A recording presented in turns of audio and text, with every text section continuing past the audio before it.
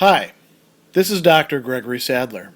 I'm a professor of philosophy and the president and founder of an educational consulting company called Reason.io, where we put philosophy into practice. I've studied and taught philosophy for over 20 years, and I find that many people run into difficulties reading classic philosophical texts. Sometimes it's the way things are said or how the text is structured.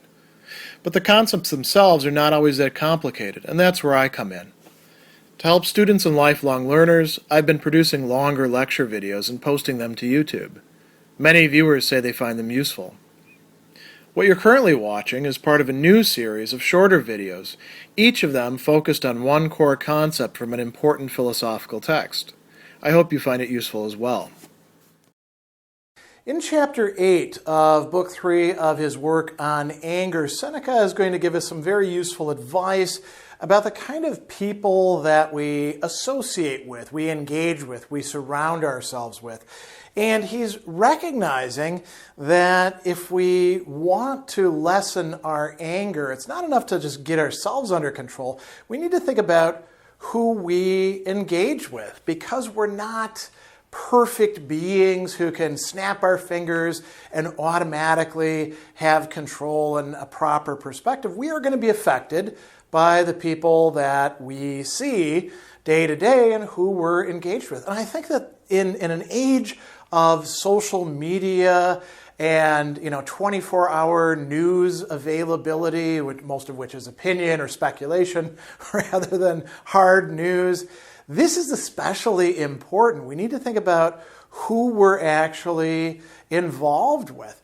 So he's got this great line. Since we don't know how to carry, literally, a wrong, an injuria, let's avoid taking one. Let's avoid taking on something that will lead us to anger. Here the translation, we should take care not to suffer a wrong. And so he says, our intimates should be very calm and easy to get along with, not nervous and cross-grained. So he's going to expand on that in a bit when he talks about the virtuous.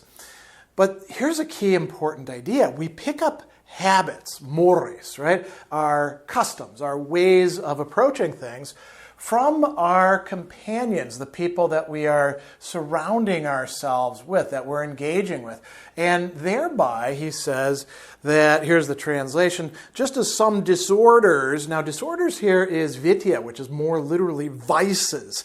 Some disorders are transmitted by bodily contact. So the mind passes on its defects to those closest at hand. And he's got three very interesting and relatable examples here. Drunkards, people who drink too much, get drunk, do stupid things, right? He says that a drunkard has made his tablemates fond of unmixed wine. You might say, well, what's wrong with unmixed wine? Well, in ancient Greece and Rome, in the Mediterranean in general, you would have wine and then you would mix it with water so that you wouldn't get as drunk on it. Just as people in places like Britain would drink weaker beer during the day so that they wouldn't go back to work all drunk, right? So drinking unmixed wine as a habit is sort of like drinking hard liquor for us. Drunkards will encourage that because, they're doing that themselves. They want you to participate in it.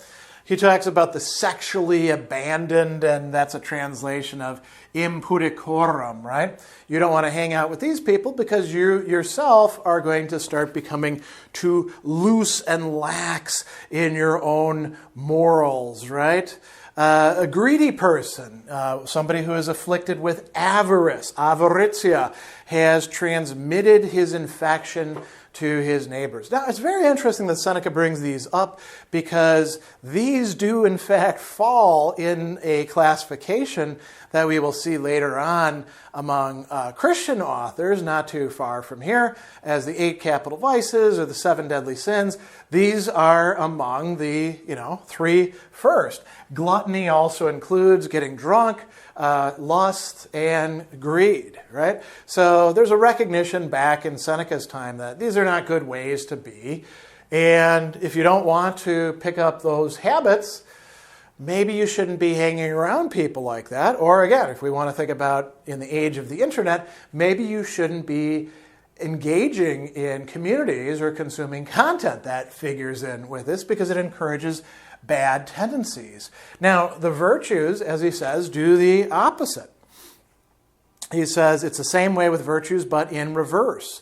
They make mild everything that is within their orbit, just as poor health profits from being in an advantageous region and a more healthy climate. So, if you want to improve, minds wanting in strength profit from keeping company with a better crowd. If you want to improve yourself, hang around with people who are better off, morally speaking. People who don't have to get drunk or high or, eat too much. People who, can actually, as we say, keep it in their pants. People who aren't greedy. People who aren't subject to a lot of these other things that we're going to talk about as well. And not only are not subject to them, but have a positive disposition.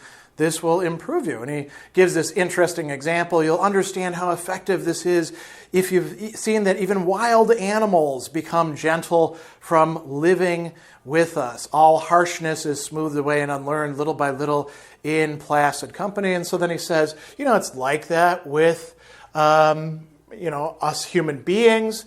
We not only get a good example from these people, but because we're hanging out with them, we lack reasons to get angry, unless we get angry at the fact that they're good or something, and then we're really in trouble. And we don't indulge the vices while we're involved with them. So if we want to avoid getting angry, we need to hang out with people who don't themselves succumb to that.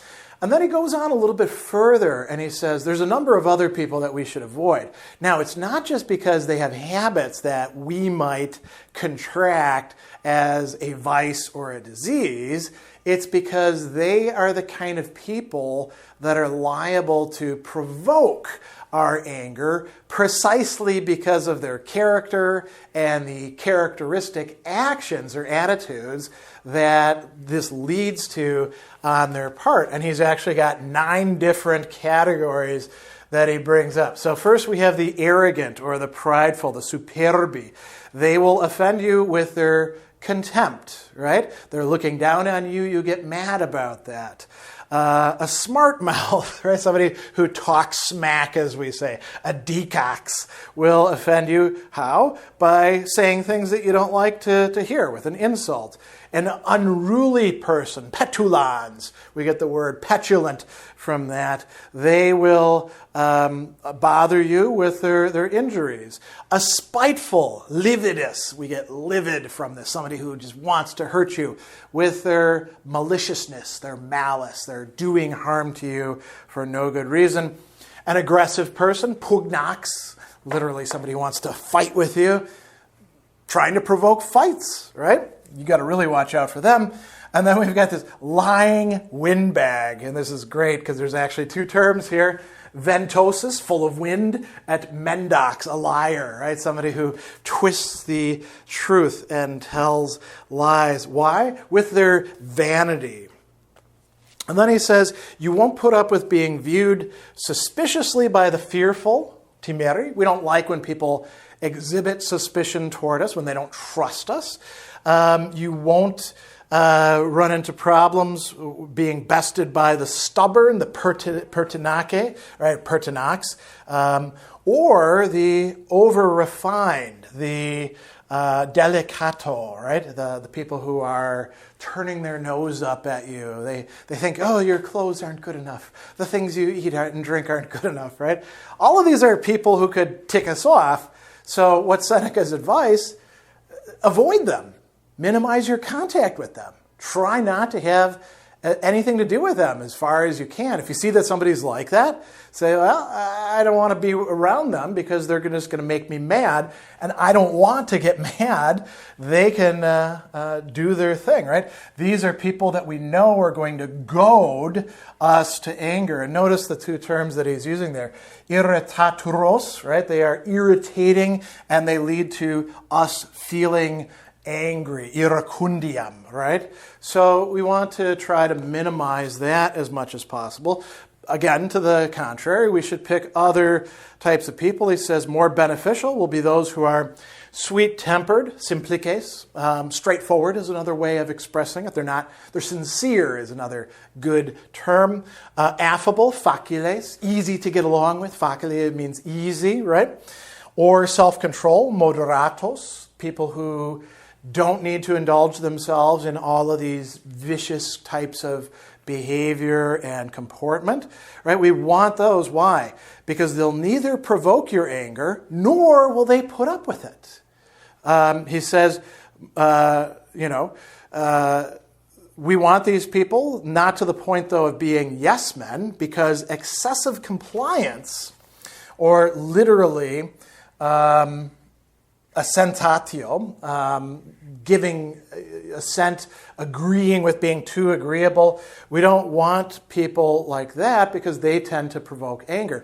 And what we're translating there is yes men in adulationem, the people who are butt kissers, the people who are flatterers, the people who go along too much. We do want friends who can say to us, hey man, you need to chill out. You need to take it easy. And he goes on a little bit later and talks about these. He says, if we know we're quick to anger, pick companions like this, the sort to follow our looks and utterances. To be sure, they'll spoil us and put us in a bad habit of hearing nothing against our wishes, but they'll do us the service of giving our anger a bit of quiet time. Even those who are naturally difficult and violent will put up with somebody who sweet talks them, right? Now, he does actually talk about a person that he knows, this orator Callias, extremely irascible, right? He was dining in his private chamber with a client whose forbearance was exquisite. Though finding himself in those close quarters, he had a hard time avoiding a quarrel with his patron. He reckoned it best to follow along with whatever Callias said and play second fiddle. Callias couldn't bear this continuous agreement and shouted, contradict me somehow, so there will be two of us. But even Callias, he says, angry because the other didn't become angry, soon left off, finding himself without an opponent. So, we have this good tendency we can develop towards having a good temper with respect to anger. We have our problems over here, our vices. We want to have companions who are, if they're not at least, virtuous, maybe just getting along with us, not provoking us with all of this other stuff that is going to lead us into feeling anger at them and then, probably even getting a little angry at ourselves for screwing up. So Seneca thinks that it's really important the people that we choose to spend our time with, the people that we give our space and our, mental attention to. And as I mentioned before, as we close this up, in an age of social media and interconnectivity, we want to think very much, not just about the people that we're in face-to-face contact with, but about people that we spend time with online. Are we choosing to spend time with people who are going to goad us into anger, who are going to tick us off, who are going to make us worse off? Or are we choosing to spend time with other people who provide us with a good example and will sometimes either call us on our nonsense or at least give us the space and time to cool off and say, hey, man, you need to take it easy a little bit.